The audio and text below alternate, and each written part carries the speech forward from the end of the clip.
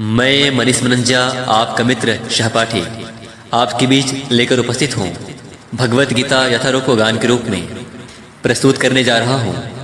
मुझे आज्ञा दें, मैं आप सभी से आशीष की कामना करता हूँ। जय श्री कृष्ण, जय श्री प्रभुपाद। ओम अज्ञानतिमिरान्धस्य ज्ञानञ्जनशलाकया चक्षुरोन्मीलितं येन तस्मै श्री गुरुवे नमः। भगवत गीता अध्याय 14 प्रकृति के 3 गुण। आइए शुरू करते हैं। श्लोक संख्या 1। श्री भगवानुवाच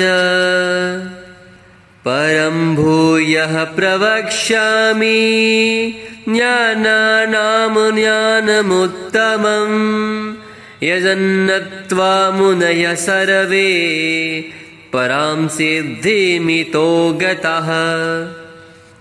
श्लोक पुनः दोहराएंगे। श्री भगवानुवाच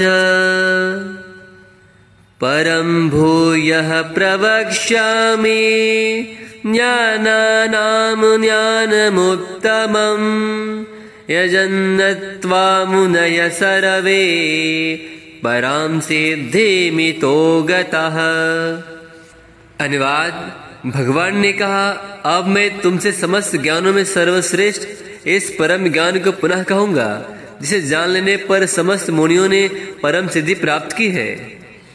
भगवत गीता अध्याय 14 श्लोक संख्या 2।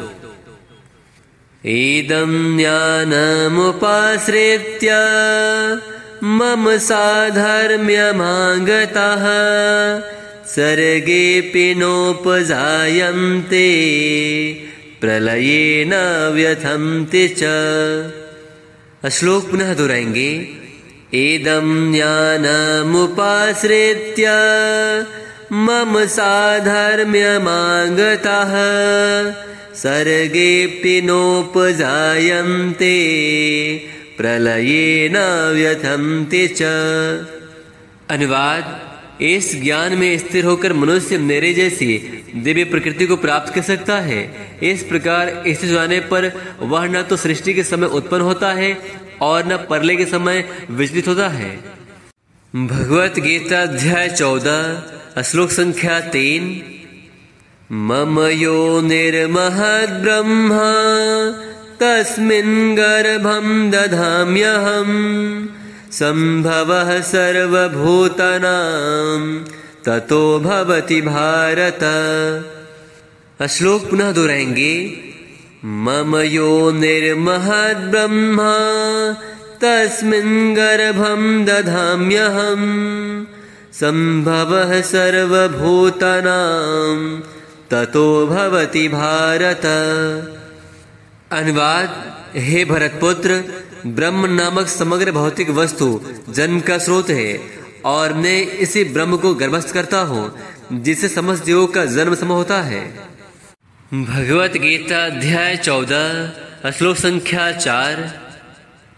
सर्वयोनिषु कौन्तेय मूर्तयः सम्भवन्ति यः तासां ब्रह्म महद्यो निरहं बीजप्रदः पिता। श्लोक पुनः दोहराएंगे। सर्वयोनिषु कौन्तेय मूर्तयः सम्भवन्ति यः तासां ब्रह्म महद्यो निरहं बीजप्रदः पिता। अनुवाद।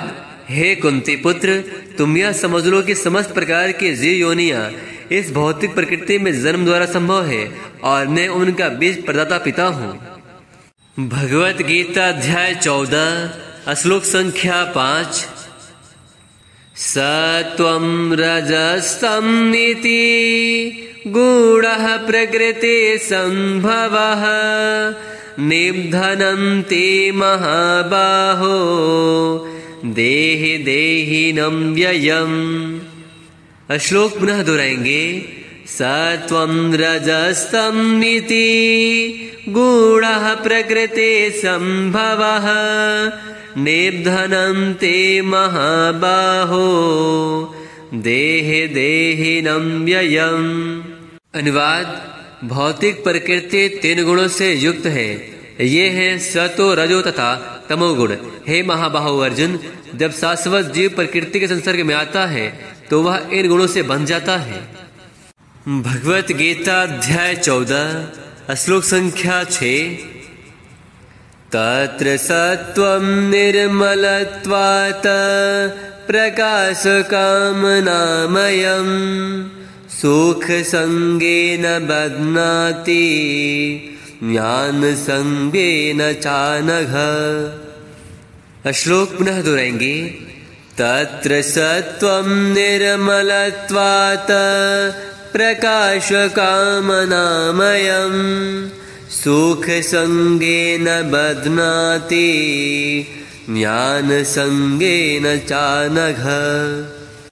अनुवाद, हे निष्पाप, सतोगुण अन्य गुणों की अपेक्षा अधिक शुद्ध होने के कारण प्रकाश प्रदान करने वाला और मनुष्यों को सारे पाप कर्मों से मुक्त करने वाला है। जो लोग इस गुण में स्थित होते हैं वे सुख तथा ज्ञान के भाव से बन जाते हैं। भगवत गीता अध्याय 14 श्लोक संख्या 7। रजोरगात्मकं विद्धि तृष्ण संग समुद्धवम् तन्निबध्नति कौन्तेय कर्म संगेन देहिनम्। श्लोक पुनः दोहराएंगे। रजोरगात्मकं विद्धि तृष्ण संग समुद्धवम् तन्निबध्नति कौन्तेय कर्म संगेन देहिनम्। अनुवाद, हे कुंती पुत्र, रजोगुण की उत्पत्ति असीम आकांक्षाओं तथा तृष्णाओं से होती है और इसी के कारण से यह देहधारी जीव सकाम कर्मों से बन जाता है। भगवत गीता अध्याय 14 श्लोक संख्या 8। तमस्त्वज्ञानजं विद्धि मोहनं सर्वदेहिनां प्रमादालस्य निन्द्राभिस्तन्निबध्नति भारत। श्लोक पुनः दोहराएंगे।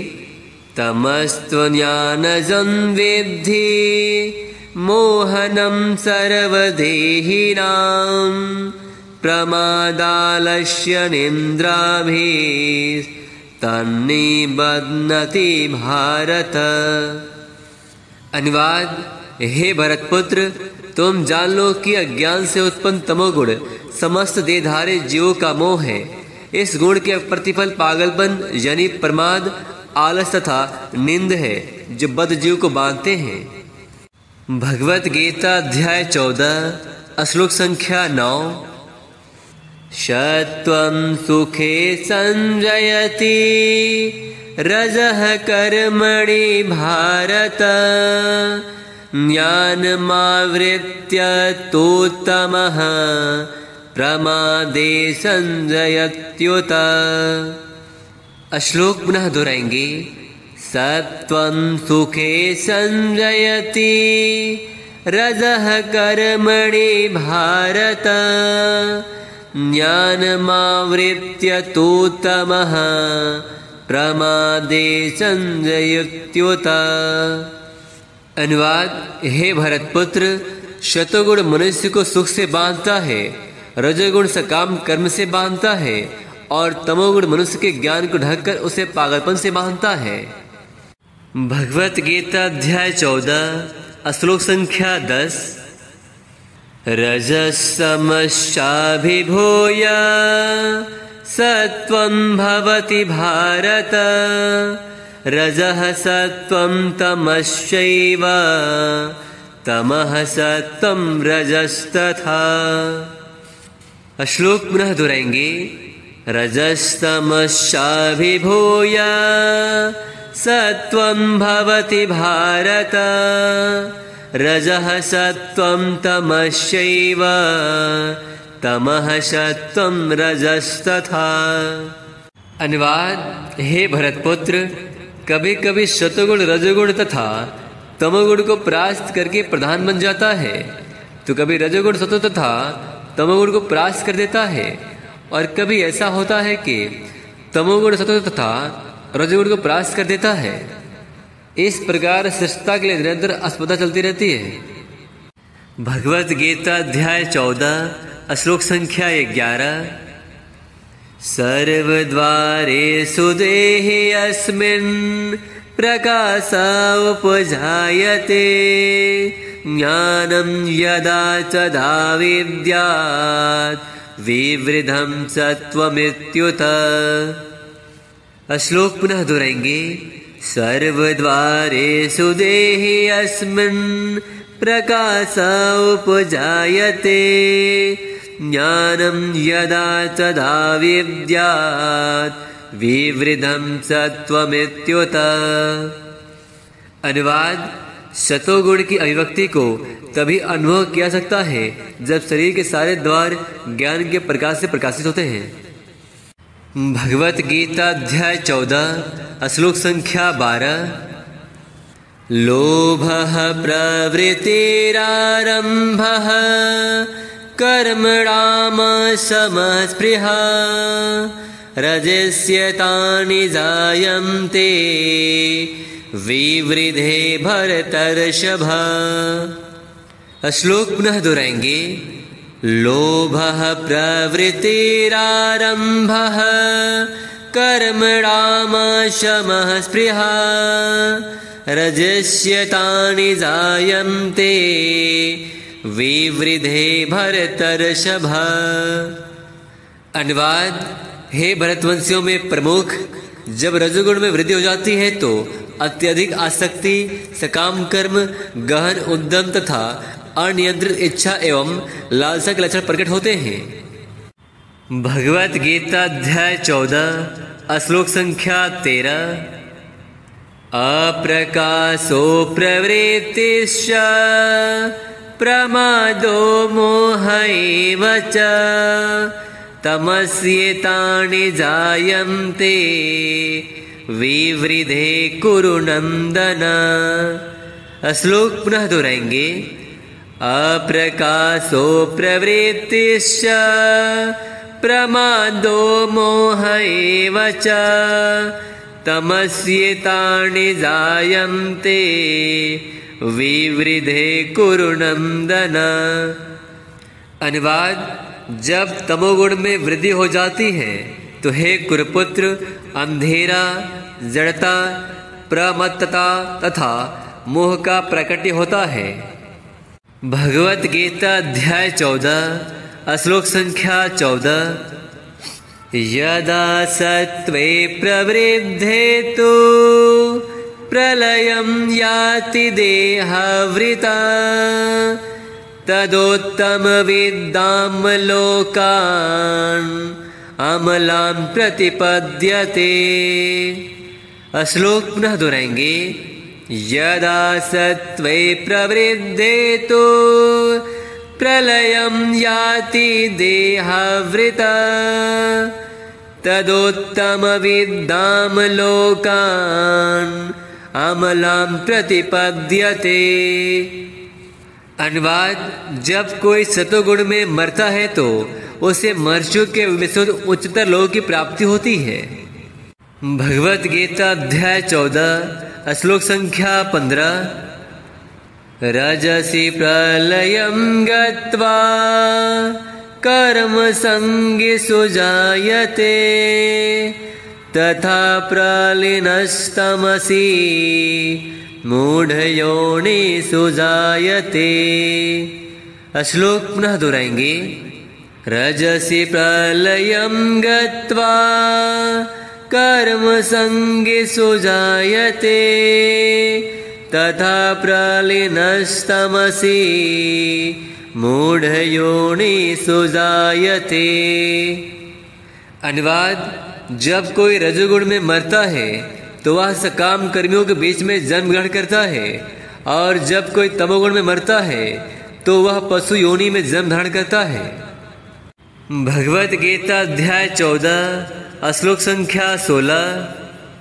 कर्मणः सुकृतस्याहो सात्विकं निर्मलं फलम् रजसस्तु फलं दुःखं ज्ञानं तमसः फलम्। श्लोक पुनः दोहराएंगे। कर्मणः सुकृतस्याहो सात्विकं निर्मलं फलम् रजसस्तु फलं दुःखं ज्ञानं तमसः फलम्। अनुवाद: पुण्य कर्म का फल शुद्ध होता है और सात्विक कहलाता है, लेकिन रजोगुण में संपन्न कर्म का फल दुख होता है और तमोगुण में किए गए कर्म मूर्खता में प्रतिफलित होते हैं। भगवद गीता अध्याय 14 श्लोक संख्या 17। सत्वात् संजायते ज्ञानं रजसो लोभ एव च प्रमादमोहौ तमसो भवतो ज्ञानमेव च। श्लोक पुनः दोहराएंगे। सत्वात् संजायते ज्ञानं रजसो लोभ एव च प्रमादमोहौ तमसो भवतो ज्ञानमेव च। अनुवाद: सतोगुण से वास्तविक ज्ञान उत्पन्न होता है, रजोगुण से लोभ उत्पन्न होता है और तमोगुण से अज्ञान, प्रमाद और मोह उत्पन्न होते हैं। भगवद गीता अध्याय 14 श्लोक संख्या 18। ऊर्ध्वं गच्छन्ति सत्त्वस्था मध्ये तिष्ठन्ति राजसः जघन्यगूढवृत्तिस्था अधो गच्छन्ति तामसः। श्लोक पुनः दोहराएंगे।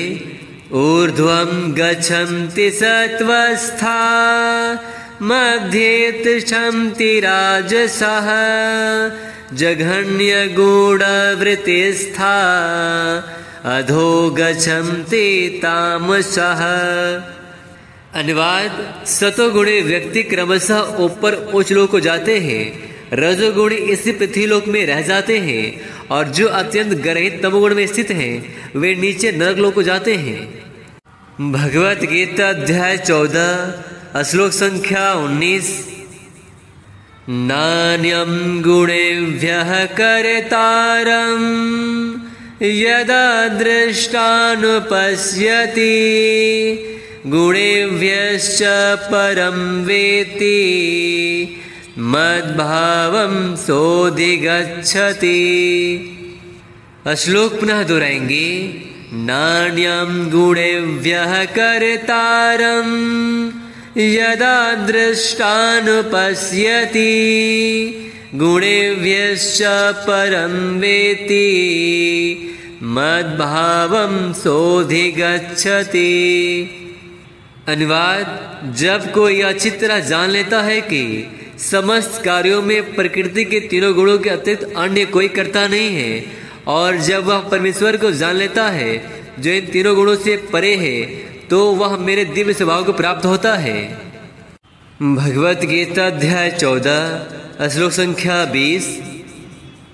गूढार्णेतानतीत्यत्रीन् देहि देहा समुद्धवान् जन्म मृत्यु जरा दुःखैर्विमुक्तो अमृतम् अश्नुते। श्लोक पुनः दोहराएंगे। गूढार्णेतानतीत्यत्रीन् देहि देहा समुद्धवान् जन्म मृत्यु जरा दुःखैर्विमुक्तो अमृतम् अश्नुते।